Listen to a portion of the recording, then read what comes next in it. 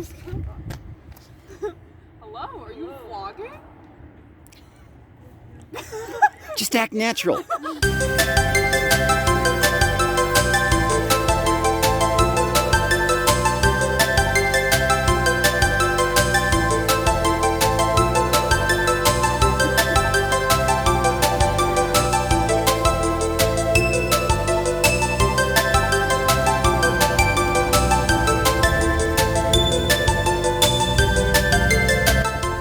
Hey, I'm John Chenoweth. I'm an historical archaeologist and a professor at U of M Dearborn, and I am down here at the Raisin National Battlefield Park in Monroe, Michigan. This is probably the last major 18th century site in the state of Michigan that has not really been studied by archaeologists systematically yet.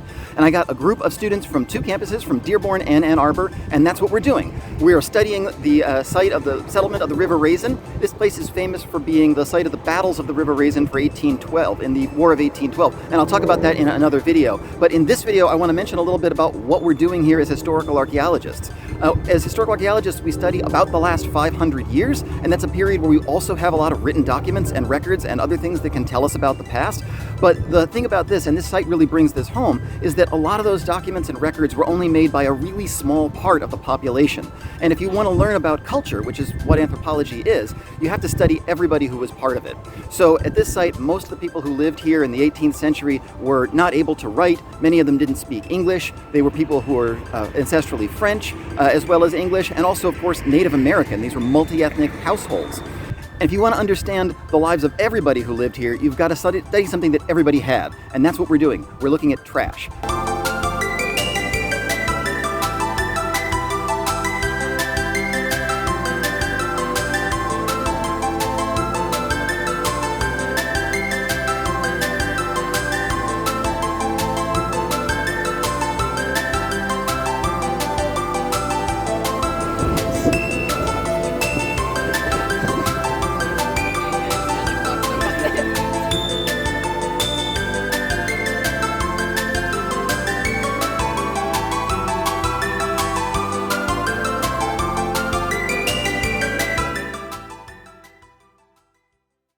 So I said, as an anthropologist, what I'm really interested in this site is the settlement and the people who lived here in the late 18th and early 19th centuries. But the site is also really famous for, and is getting a lot of attention these days, and national park now, because of the battles of the River Raisin, which took place on January 19th and 22nd in 1813. These were part of the War of 1812. Not only are the events of the battle important, but the battle also caused the entire core of the settlement here to be burned, as far as we know, burned to the ground. And so that makes it a bit of a time capsule for archaeologists. It's a sunny, warm day here in Monroe. When I'm recording this, it's like 55 degrees. But if you want to talk about the battles of the River Raisin from the War of 1812, you're going to have to think about the river behind me completely frozen over and the whole landscape covered in snow. I'm a little bit east of the main core settlement. You can see back where we're excavating over here where the orange fencing is. And this is the part of the town or the settlement that would have been where the 17th and the 19th U.S. infantry were headquartered. They didn't have any defenses. They were out here in a snowy field with the frozen river behind them. When the attack came from the north, off that way, they were the ones who had to escape back across the frozen river, and they were pursued by the British and by their native allies, and it's the folks that were stationed over on this side where most of the casualties, most of the soldiers that were killed in the action took place. This site in the U.S. defeat here was pivotal in the War of 1812 in the Old Northwest, and it's also known for being one of the greatest military disasters in U.S. history. Only about 30 of the 1,000 soldiers that the U.S. had at this battle escaped either death or capture.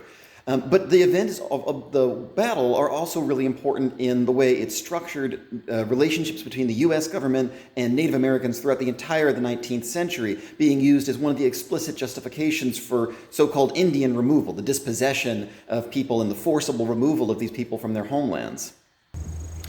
Where they're excavating right behind me here is probably the core of the 1813 or pre-1813 settlement of the River Raisin. So over here on the eastern side would have been where the 17th and 19th U.S. infantry would have been during the battle, but over here would have been the core of the settlement where there would have been a couple of fenced compounds around the farmhouses, and that's where the Kentucky Volunteer Rifles were headquartered. And in the core of the settlement, there would have been a series of palisades or fences around little farmhouses. And that's where the Kentucky Volunteer Rifles took up their position after the first Battle of the River Raisin in January 1813, when this area was retaken from British forces and their Native American allies.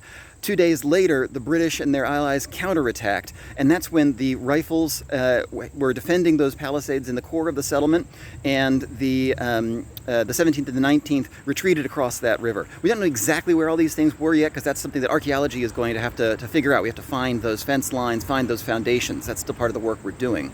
But we do get a little glimpse into what was going on in that battle, because right in the unit right behind me, a couple of weeks ago, we found this. It's a 54 caliber rifle ball, so for a rifle, not a musket. And there was only one rifle unit present at the battles of the River Raisin, these Kentucky Volunteers that were right here to my left on the western side of where we're excavating. And in the second battle of the River Raisin, the British and their Native American allies attacked from the north, from behind the camera here, down towards the site and towards the river.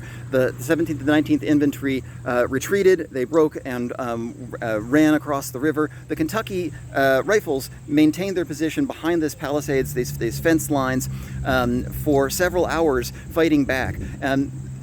This rifle ball hasn't been fired, and what probably happened is that one of the soldiers there, in a real rush to reload, dropped it as he was trying to get it back into the barrel of his gun, and didn't have the moment to even stoop down and pick it up. He just grabbed another one to try to keep on firing. Eventually, the Kentucky Rifles did surrender that day and were taken as prisoners of war into Canada. But historical archaeology does give us this little glimpse, this moment, besides the big picture of cultural questions, of anthropological questions that we can answer with it. We also get these little slices of moment, just a few seconds out of somebody's life 210 years ago or so from now.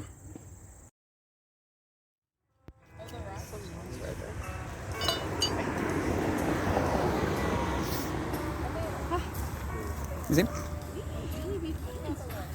Oh, yeah.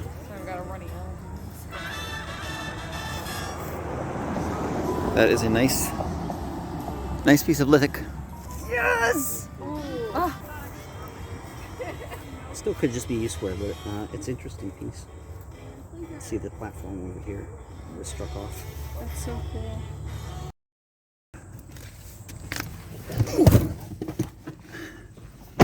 Oof. And that's a wrap. Good day today. We had some wrought nails, some pearlware, another possible musket ball. This one possibly fired. So we're getting good 18th century material, 18th, early 19th century material. Possibly some things associated with the battle. No sealed stratigraphic deposits quite yet. We're a little too high up for that. I'm not worried about that. But we're definitely in the right place, and we're definitely finding material that's related to the River Raisin settlement. So if you'd like to come and join us and excavate with us, you can do that. I'm going to be offering this as a class, a regular field school class, through Dearborn every fall going forward, as far as I can tell so far.